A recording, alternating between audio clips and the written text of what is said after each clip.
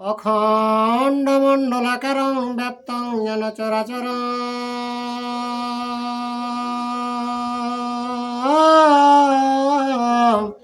তৎপদং দর্শিতং যেন তস্মৈ শ্রী গুরুবে নমঃ। বাগে সাধ্য সুমনস সর্বার্থানাম উপক্রমে অগ্নত্তা কৃতকীর্তা সুস্তবং নমামি গজাননম। শুক্লাম্বরধরং বিষ্ণু শশিবর্ণং চতুর্ভুজং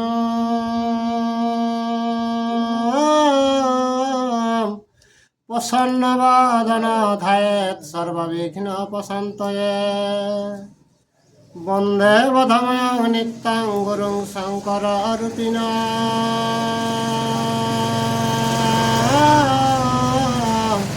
যমাশ্রিত হে বক্রহপি চন্দ্র সর্বত্র বন্দতে। নমো ধর্মায় মহতে নমো কৃষ্ণায় বেদসে।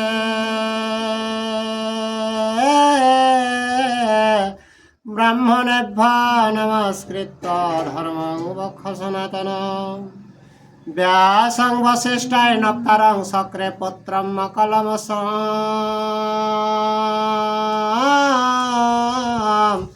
পরাশরাতনজং বন্দে সুগতাং তপনিধিম। ব্যাসায় বিষ্ণু রূপায় ব্যাস রূপায় বিষ্ণুবে। নমো বৈ ব্রহ্ম বিদয়ে বশিষ্ঠায় নমো নমঃ।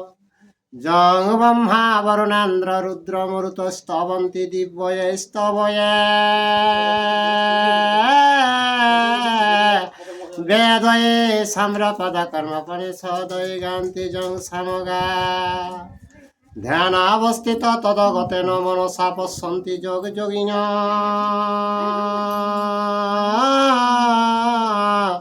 যস্যাতনং বিদুসুরাসুরগণাঃ দেবায় তস্मै নমঃ। মুখং করতে বাচালাং পঙ্গুলঙ্ঘয়তে গিরিম। যৎকৃপাতমহং বন্দে প্রমানন্দ মাধবং। নিম্নগানাং যথা গঙ্গা দেবানাং চ্যুত যথা। বৈষ্ণবানাং যথা শম্ভু পুরাণানামিদং তথা। বেদে রামায়ণে চৈব পুরাণে ভারতে তথা। আদাবন্ত্যচ্চ মধ্যচ্চ হরে সর্বত্র গীয়তে। নারায়ণং নমস্কৃত্য নরশ্চৈব নরোত্তমং দেবীং সরস্বতীং ব্যাসং ততো জয়মুদীরয়েৎ।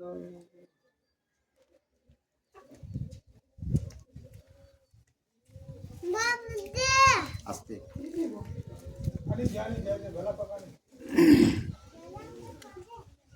হে গোবিন্দ শ্রী গোবিন্দ হে গোবিন্দ হরি।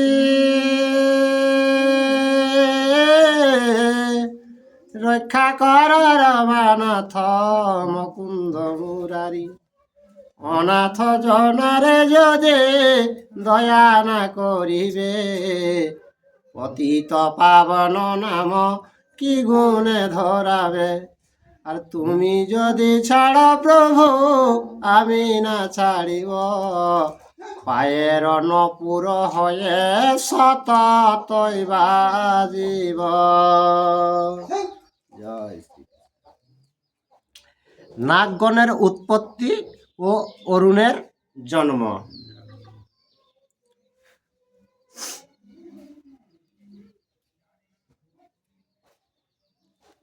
আর মুনিগণ বলে কহ ইহার কারণ।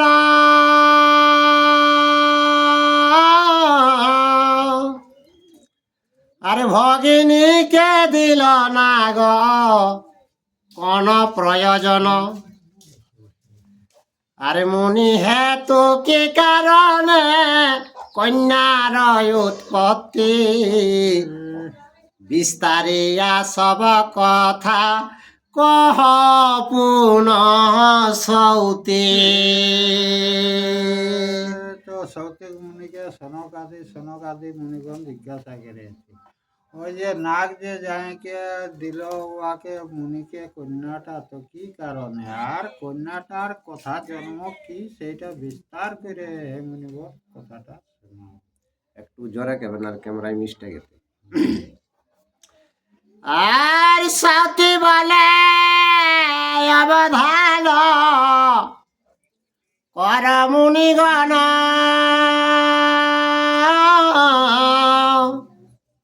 আরে বাসুকে দিলেন ভগ্নী যাহার কারণ, আর দক্ষের দোহিত কদ্রু বনিতা বিনতা সুন্দরী, স্বামী কশ্যপের দহে বহু সেবা করে। তো সৌতিক মুনিকে শোনো মুনিগণ, ওই যে কন্যাটা দিল বাসুকি নাগ, তো সেই কন্যাটার কারণটা শোনো কে। আর তুষ্ট হয়ে বলে মনে মাগ দেহ বর,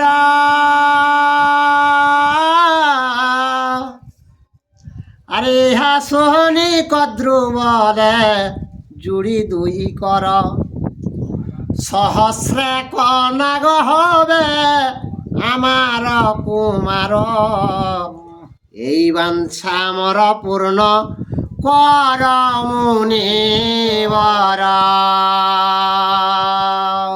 তো কশ্যপের কন্যা কদ্রু বিনতা, তো কদ্রু বর মাগে হে স্বামী মুনিবর, তোমার ওরস দিন যেমন 100 পুত্র দান পায়, এটাই আমার মনের আশা পূর্ণ করো। আর বিনতা মাগিল বর কশ্যপের পায়,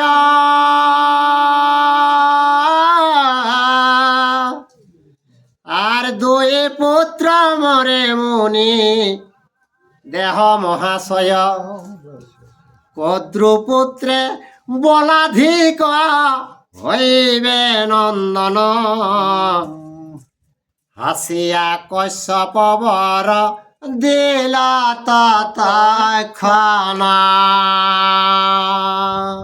তা তো কদ্রুকে দিলে গেল, তোর বিনতাই জোড়াত করলে কে নিবেদন করলে মুনিকে কে আমাকেও 2টা সন্তান দেয়, আর ওই যে কদ্রু সন্তানলে যেমন আমার ওই 2টা গিলা খুব বলমান হয়।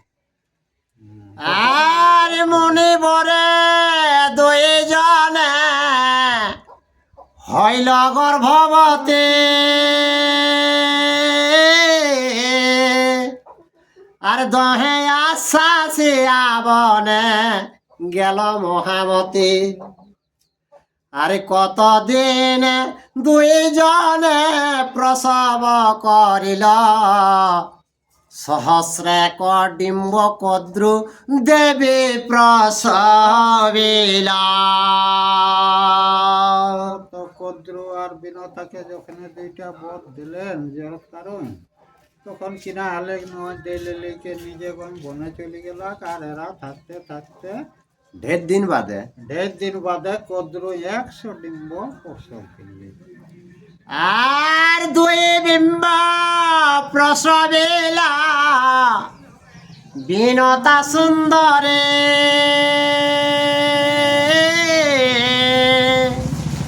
আর রাখিল সকল ডিম্ব স্বর্ণ পাত্রে ভরি,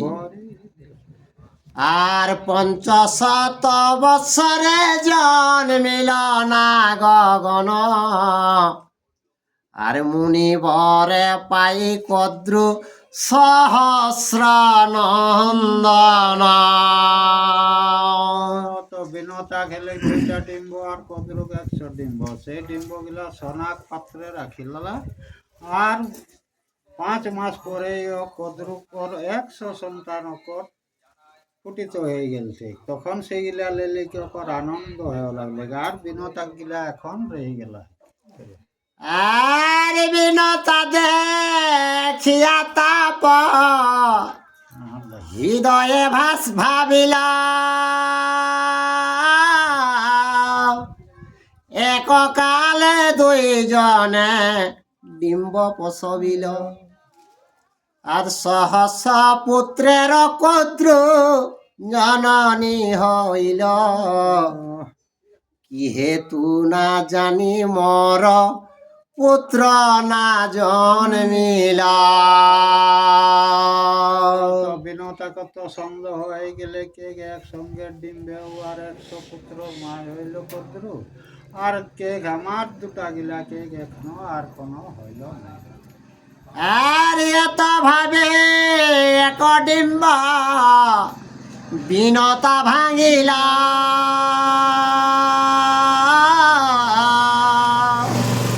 আর তাহাতে লোহিত বর্ণ পুত্র যে জন্মিল অর্ধাঙ্গ বিহীন হইল পক্ষীর আকার ক্রোধ করি জননীকে বলিল কুমার। তো বিনতায় কেস তাহলে তো আমার ডিম গিলা নষ্ট হয়ে গেল এভাবে একটাকে যখন নষ্ট করে দিলে তখন ওকে দিন মাস তো করলে নাইকে তো সেই পাখি আকারে এলা তখন সন্তানটা বিনতাকে কিনা খেয়ে আর পরপুত্র দেখে হিংসা জন্মিল হৃদয়ে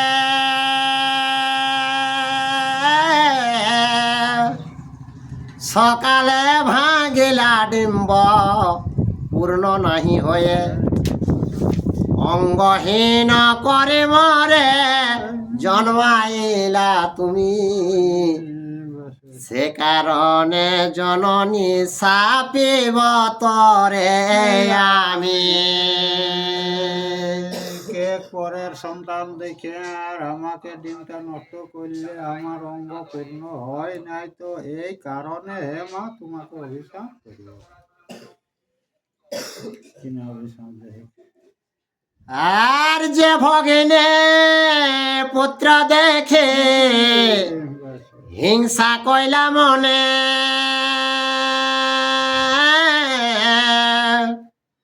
হইয়া তাহার দাসী সেব চিরদিনে এই ডিম্বে আছে যে বা পুরুষ রতন তাহা হইতে হবে তব সাপ বিমোচন। তোকে যা ওই যার সন্তান দেখে আমাকে নষ্ট করলিস তার কাছে তোকে দাসী হয়ে থাকতে হবে। আর কি হবে না এই যে একটা ডিম্ব আছে পুরুষ সেইটাই যে আছে তাকে পরিপূর্ণ পরে যদি জন্মে তো তোর এই দাসীপন থেকে মোচন করবে। আর মহাবীর জবানবীর এই ডিম্বে আছে আরে অকালে আমায় প্রায় ভাঙ্গি ফেল পাছে আপনি হইবে ভগ্ন সহস্র বৎসরে এত বলি প্রবোধ করিল জননী রে। কে আমার মতন অকালে ডিমটা নষ্ট করিস না কে এই যে এই পুরুষটা এই ডিম্বটায় যে আছে সে কে মহাপুরুষ হবে কে। আর হেনা মতে একদিন দৈবের ঘটনে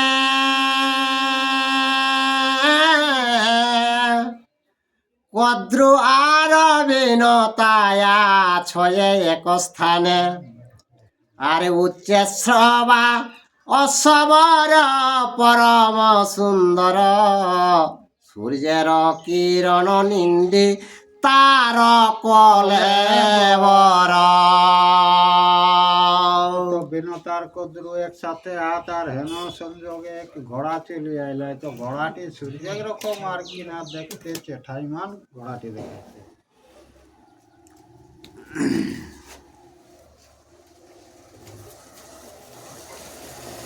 আর নানা রত্ন অলঙ্কার অঙ্গেতে ভূষণ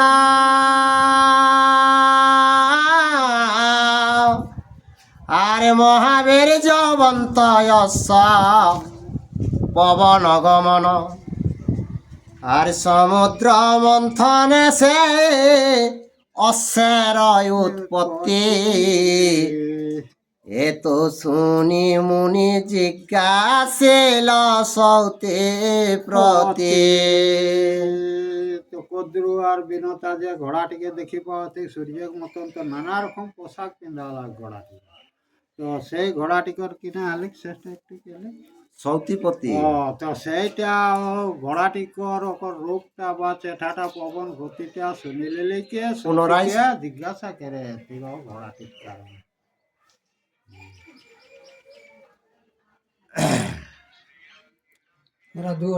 হ্যাঁ, মুনিরা সৌতিক মুনি সনক সনাতন সনক আদি যত মুনি ঋষিগণ আর সপ্ত ঋষি তারাকে শোনা। দুইবার পড়ে আর সমুদ্র মন্থনে সে অশ্বের উৎপত্তি আরে এত শুনি মুনি জিজ্ঞাসিল সৌতিপতি সমুদ্র মন্থন হইল কিসের কারণ কহ শুনি বিস্তারিয়া সুতের নন্দন। জয় শ্রীকৃষ্ণ। তো ঘোড়াটি ওদের সমুদ্র মতনের ঘোড়া, সমুদ্র থেকে তৈরি হলো সেইটা পেয়ে দিলেন সৌতিক মুনি সনক সনাতন সনকাদি মুনিগণকে।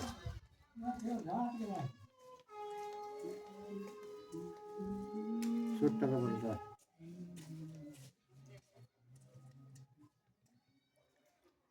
তাহলে সমুদ্র মন্থনটা এখন এতে আচ্ছা, তাহলে ওই যে ঘোড়াটি সমুদ্র মথনটা কিনা কারণে এলে মুনিরা যে সমুদ্র মথনে ঘোড়াটি উঠলা সেই জন্য ওখানে খোঁজ বলছি মুনিরা। আরে সতী বলে অবধান কর মুনি গান যেহেতু হইল পূর্বে সমুদ্র মন্থন। তখন সৌতিক মুনিগণ শোনো, পূর্বে যে কারণে সমুদ্র মথন হয়েছিল সেই কথাটা শুনো। আরে ব্রহ্মারে কহিল পূর্বে দেব গদা ধরা দেবাসুরগণ নিয়ামন্থ সাগর। তো ব্রহ্মাকে গদাধর মানে যে ভগবান যাইকে হে ব্রহ্মে তুমি যত দেবতা রসুল্লি সমুদ্রকে মুখন করো। আর অমৃতায়োৎপত্তি হবে সাগর মন্থনে দেবগণয়ম রহিবে সুধা পানে। তো সমুদ্র মন্থন করলে প্রথমে সুধা উঠবে, সেই সুধাটা খালে যত অমররা আরো অমর বনে যাবে। আর যত মহাসাধে আছে পৃথিবী তরে মন্দর লইয়া মথ ফেলিয়া সাগরে। তো যতে গিরি আগে পৃথিবীর মধ্যে সেই মন্দর কি একটা সাগর আছে, তো সেই পাহাড়, তো পাহাড়টাকে লেগে কে আর সেইটা দিনকে আর মন্থন। আর বিষ্ণুরা পাইয়া যত দেব গহন মন্দর পর্বত যথা করে লগমনা। বিষ্ণু যখন অর্ডার দিলেন তখন কিনা করলা যত দেবতারা মন্দর পর্বত তার কাছে আর কিনা আর গেলা। আর অতি উচ্চ গিরি বরাবর সে গগন ঊর্ধ্বে উচ্চ একা 10 সহস্র যোজন। দেখো মন্দগিরিটা কেসে নাই, সহস্র উচ্চটা গিরিটা আয় আর আকাশে জানবে চেতকে সেই রকম পাহাড়টা, কোনো ছোট পাহাড় নয়। আর উপাড়িতে বহু শক্তি কইলা দেবগণে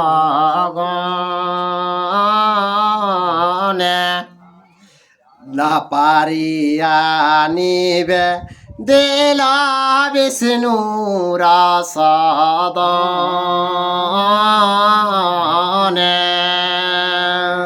তো সেই পাহাড়টার দেবতারা বহুত চেষ্টা করলা উপড়ার জন্য, কিন্তু উপড়া যখন নি পারলা তখন বিষ্ণুকে যাইকে নিবেদন জানা।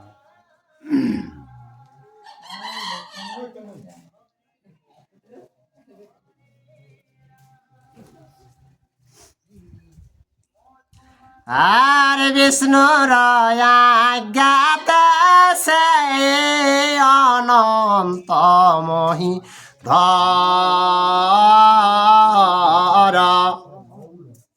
উপাড়িয়া ভুজ বলে আনিল মন্দর। তো বিষ্ণু তখন সেই মায়াকে লিলে গেছেন কে দিলে যত পাহাড় আয় আর কিনা হালকা হয়ে গেল, তখন তারা সেই মন্দর পর্বতকে তুললে এসে। আরে দেবগণ সব গেল সমুদ্রের তীরে বরুণে বলিল তুমি ধরা মন্দরে। অতীত গেলে দেবতারা সেই মন্দর পর্বত লিয়ে চলে গেল আমার সমুদ্র, আর যাইলে কে বরুণ দেবকে কে থেকে এই মন্দর পর্বতটা তুমি ধরো। আর বরুণ বলিল গিরি বড় বিস্তার মর শক্তি নাহি কধরিতে মহাভার।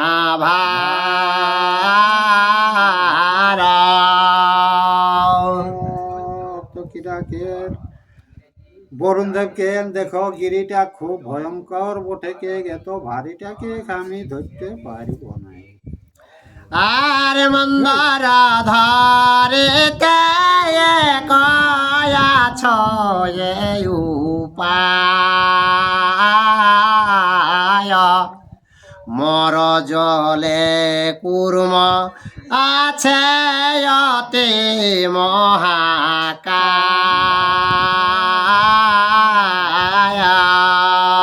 তো কে বরুণ দেব আমি তো পারবো না, তবে একটা আমার এই সমুদ্রে আছে কাছিম আছে, সেই কাছিমটার পিঠে সেই কাছিমটা ভয়ঙ্কর বটে, কে সেই তার উপরটাই তোরা এই পাহাড়টা রাখ। আর এত শুনে দেবগণ কুর্মে আরাধিল মন্দর ধরিতে কুর্ম অঙ্গীকার কইল। তখন বরুণের কথাটা কুরুমাটিকে ওরা কাছিমটিকে ডাকলে ঠিক। কাছিমটিকে ডাকলে ঠিক, তখন ও সেই পাহাড়টা ধারের জন্য শিকার মানি নিল। আরে কুর্ম পৃষ্ঠে গিরি বার করে স্থাপন বাসুকি নাগের দড়ে করিল যোজনা।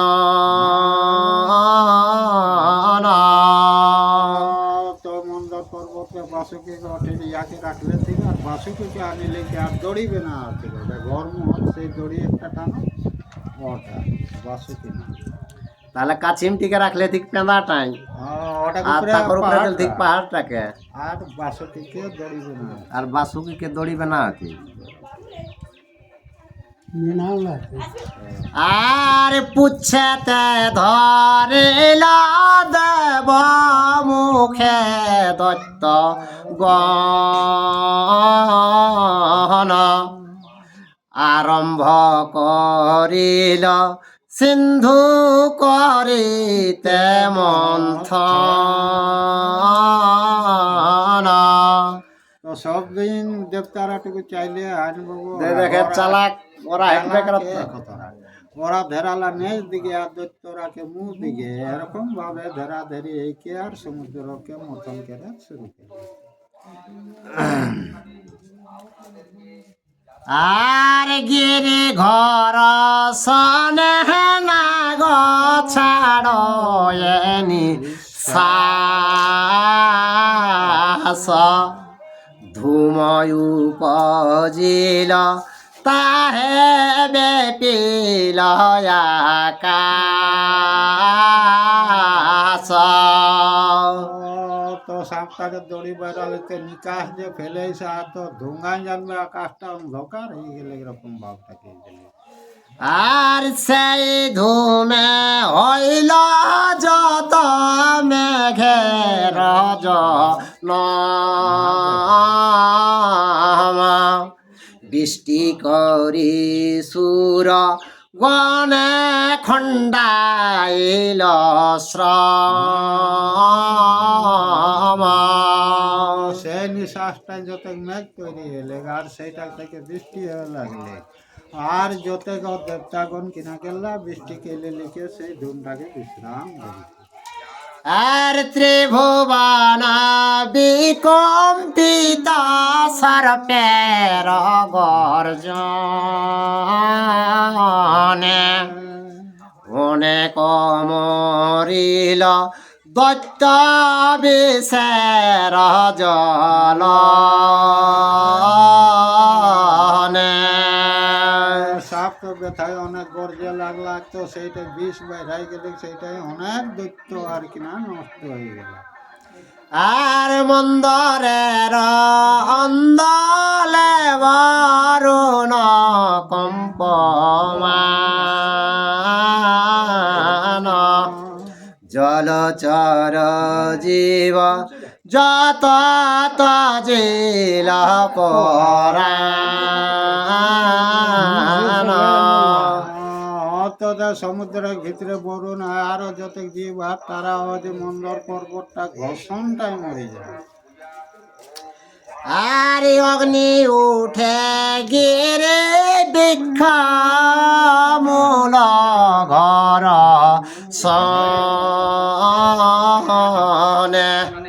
পর্বত নিবাসী পড়ে তাহার আগুনে।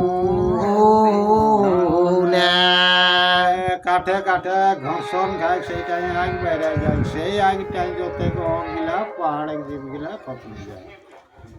আর দেখিয়া করেলা দয়া দেব পুরন্দর, আজ্ঞায় বরিছে মেঘ পর্বত উপর। সেইটা দেখিলে কে পুরন্দর ইন্দ্র কে কিনে যা যত লোককে অর্ডার দিলেন যে বৃষ্টি হয়ে লাগলে তখন সেই আগটা নিবারণ হল। আর নির্বাণ এলা অগ্নি জল বরিশনে, ওষুধের বৃক্ষ যত হইল ঘর সনে। বৃষ্টি পাই সবাইকে যত গাছগুলা নিঘালে তো ঔষধি গাছ যেগুলা সেগুলাও সকল ঘর্ষণ এলা সেই জন্যে আর কিনে ওঠেনি নিঘাল। আর তারা যতে কর সমুদ্রে পড়িলা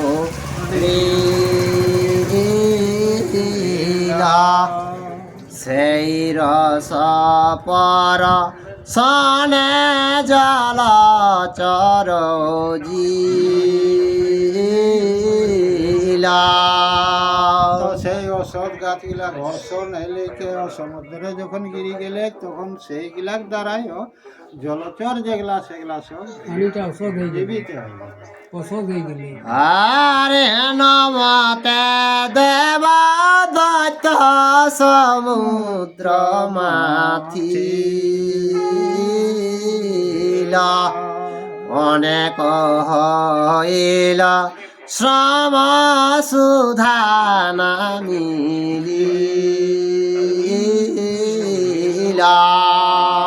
তৎনাটা পরিশ্রম কেলা তবু আর সুধা কিন্তু মিললে নিতা।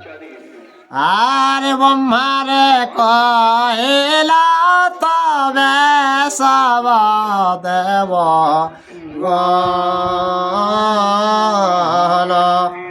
তোমার গায় হইল সমুদ্র মন্থন। দেবতারা যাইকে ব্রহ্মাকে ঠিক শুনো কে তোমার আজ্ঞায় সমুদ্র মথন করলি যত দেবতারা আর অমৃত নামিলে হইল পরিশ্রম সার পুনমথিবার শক্তি নাহি সভাকার।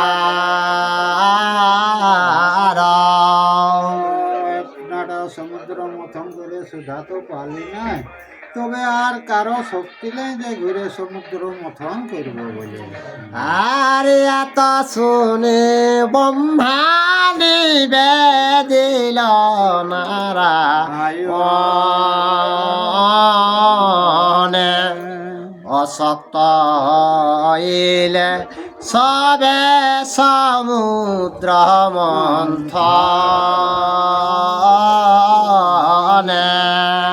তখন ব্রহ্মা বিষ্ণু ভগবানকে লালিত করলে কে সমুদ্র মথনে সবাইকে ঠকে গেল, কিন্তু সুধা পাওয়া গেল। আর তোমা বিনা সিন্ধু মাথে কাহার পতে এ তো শুনি অঙ্গে কারা করেল শ্রীপতে। ব্রহ্মা কথাটাই কে দিলে কারো শক্তি হলে না, তুমি ছাড়া সমুদ্র মথন হবে না, সেইটা শুনে নিলে কে ব্রহ্মা কথাটাই সন্তুষ্ট হবে।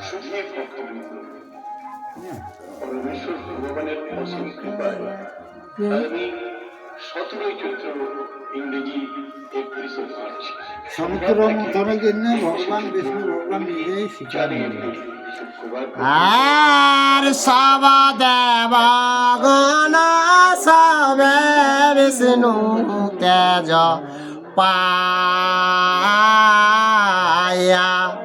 পুনরূপী সিন্ধু মথে মন্দার ধরিয়া।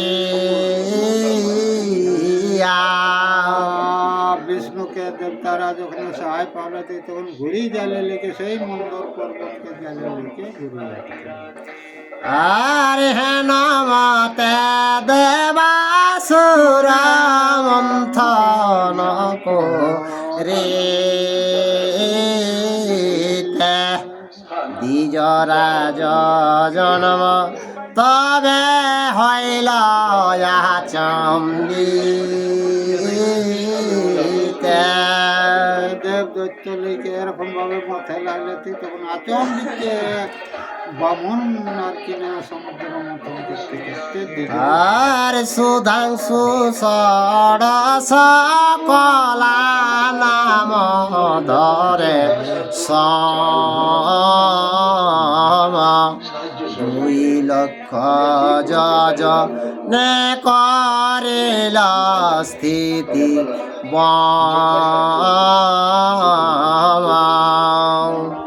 তোর 2 লক্ষ যোজন মন্ত্রের স্বরূপ ঠাকুর প্রভাটা আর কিনা দেখি পাওয়ার দরকার। আরে দর্শনে অখিলা জানের হইল তৃপ্তি যজন 50 কোটি ব্রহ্মাণ্ডতে দীপ্তি। যত দেবতারা তাকে দেখলে সন্তুষ্ট হলা, তো ব্রহ্মাণ্ডটা আর কিনা অপর শরীরের মধ্যেই দেখিল। নমস্কার সুধী ভক্তবৃন্দ, আগামী 17ই চৈত্র সোমবার, ইংরেজি 31শে মার্চ হইতে 21শে চৈত্র শুক্রবার, ইংরেজি 4 এপ্রিল পর্যন্ত আর দেখি হরা সীতা হইলা সুরাসুর নর পুনরূপী মথে সিন্ধু ধরিয়া মন্দর তাকে দেখিলে কে সুরা সব দৈত্যরা সন্তুষ্ট হইলে কে আর ঘুরি মন্থন করে শুরু করল।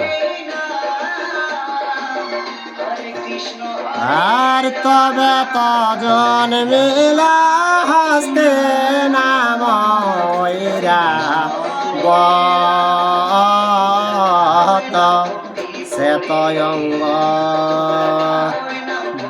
শ্বেতয়ঙ্গ চতুর দন্ত আকার পর্বত। তারপরে মন্থন করতে করতে হাতে উঠে গেল সাদা সাদা দাঁত আর পাহাড় সদৃশ্য। আগামী 5 দিন ব্যাপী এক আর মদিরাজন মিলায় উঠে উচ্চ শ্রাবা অতএব পারিজাত পুষ্প বৃক্ষ সুর পুরী সভা। তারপরে ঘোড়া উঠে গেলে তারপরে পারিজাত পারিজাত গাছ উঠলে আর এগুলো আর যাত্রা পুরীটা সবাই। হরে কৃষ্ণ হরে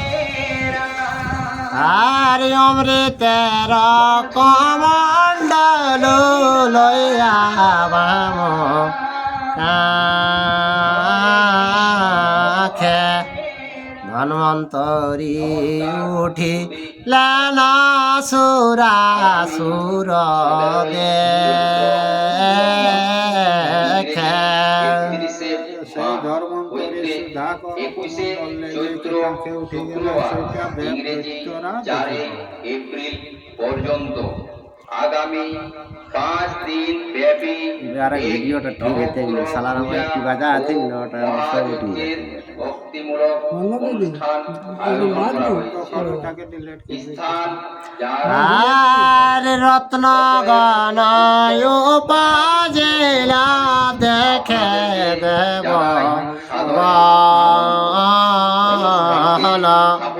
আনন্দেতে পুন সিন্ধু কর মন্থন। বহুত মূল্যবান জিনিস যখন দিলেন, যখন দেখতে দেখো, তখন পুনঃ আরম্ভ করে শুরু করো।